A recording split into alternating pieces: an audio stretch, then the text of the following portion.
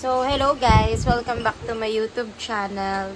It's already 2 PM pa lang, pero nag-iisip na ako kung anong lulutuin ko para sa third dish natin. Alam naman natin na sobrang hirap mag-isip ng ulam. And ito yung ganap-ganap ko ngayon, nasa stay at home mom. Ayan, nagtutupi lang ako ng mga nilabhan kahapon. Tapos yung mga bata naglalaro sa labas. So, update ko na lang kayo mamaya.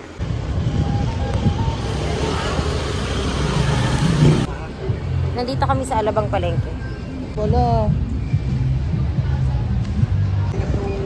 Ayan, dito tayo nakabili ng ano. Pakila kay Benin.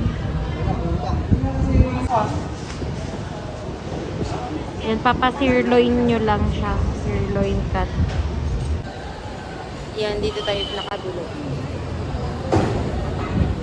480 per kilo.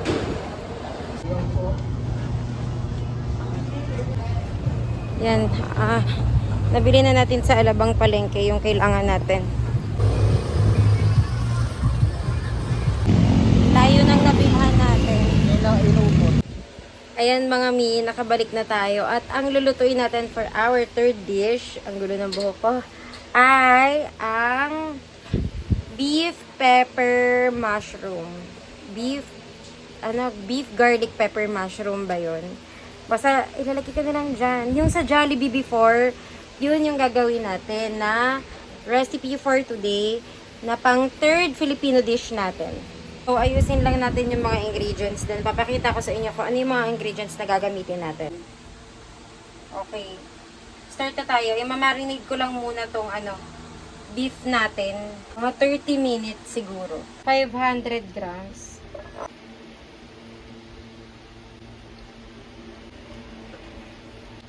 Dalawang tablespoon.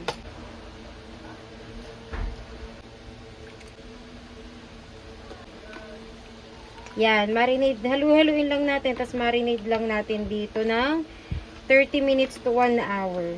Yan. Muulan. Tapos yellow yung sky, oh.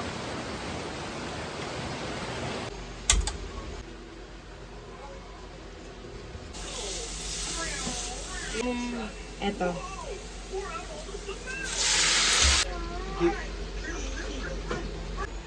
Yan, pakuluin lang natin, palambutin natin yung karne. Tapos, pwede na natin siyang timplahan pa ulit. Yan, palalambutin lang muna natin tong beef. Malambot na siya, pero i-simmer down lang natin para malesen na yung water niya. Maglalagay lang tayo ng maraming pepper. Pero di ko na lagyan ng ibang pampalasa. Tapos, yung fried garlic. Ayan no, ano na siya. Medyo malapot-lapot na yung sarasa niya. Wala na akong inadyan guys. Yan, okay na yan. Okay na to, yung gravy naman yung gagawin natin. Yung gravy naman yung isunod natin. Kasi yun yung magsisilbing sauce talaga nitong ating garlic pepper beef. Sa same pan, maglagay tayo ng butter. Maglalagay tayo ng harina, flour or cornstarch. Tapos, konting water.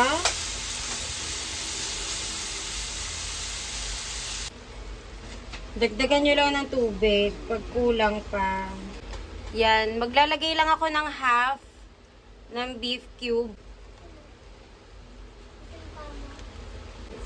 Yan, pag tunaw na yung beef cubes, tikman nyo, syempre. Tapos, ilalagyan ko ng pepper pa. Halu-haluin nyo lang yan para ma-mix na yung nilagay nating pepper. Ayan, kapag nakuha nyo na yung tamang lapot, tsaka yung lasa na gusto nyo sa gravy, pwede nyo nang ihalo tong beef natin.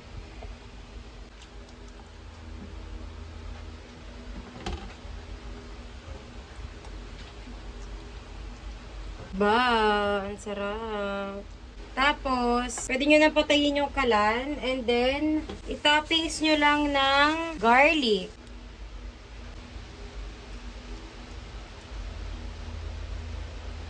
Ayan na ang ating Beef pepper, garlic. Basta, salin na natin.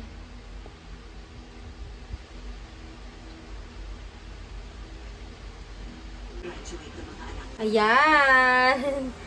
Kita niya guys. So, na-achieve na natin yung garlic pepper beef without mushroom. So, ito yung version na walang mushroom para tipid at budget friendly lang. Tapos, di na rin kami nakabili. Kaya, wala siyang mushroom. Pero kung gusto nyo lagyan ng mushroom, once na magawa nyo na yung gravy, dun nyo lang ilagay yung mushroom. Tapos, good to go na yon. Ayan. Kita nyo ba? Jollibee Jollibee.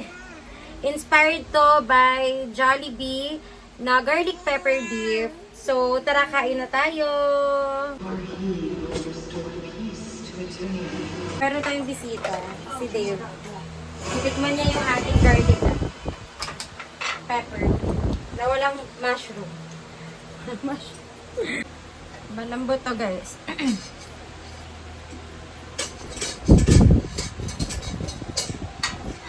Sarap.